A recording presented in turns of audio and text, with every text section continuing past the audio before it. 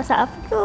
Jom hari ni kita buat biskut Mazola Legend tapi version kacang hijau yang cair di mulut. Sekali picit terus berderai. Rasa tetap original tapi lebih light, dia berlemak dan tak muak bila makan. Semua mula kita ayatkan 1 cawan tepung gandum, 1/3 cawan gula icing. Kalau tak ada kita blend je gula biasa. Lepas tu kita ayatkan ke semua bahan sampai halus.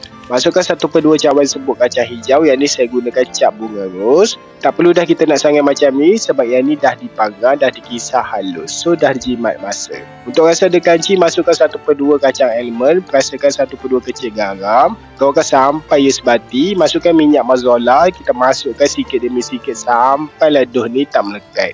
Nak senang guna tangan je, agar dah dapat tekstur daduh macam ni, kita pindahkan ke tempat uli.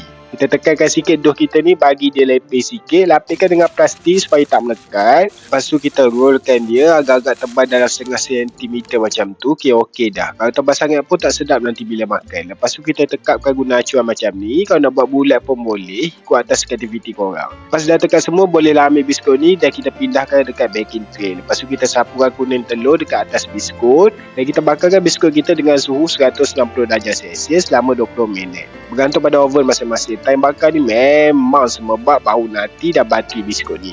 Bila dah siap bakar, kita sejukkan sekejap dan kita boleh pindahkan ke dalam balang kedap udara. Siaplah biskut kita tahun ni, biskut Mazola kacang hijau. Rasa yang lembut, berlemak, lepas tu tekstur yang rapuh, crunchy, memang lain daripada lain. Yang penting tak muak bila makan banyak. Untuk lebih banyak resepi boleh follow, like dan komen. Jom makan!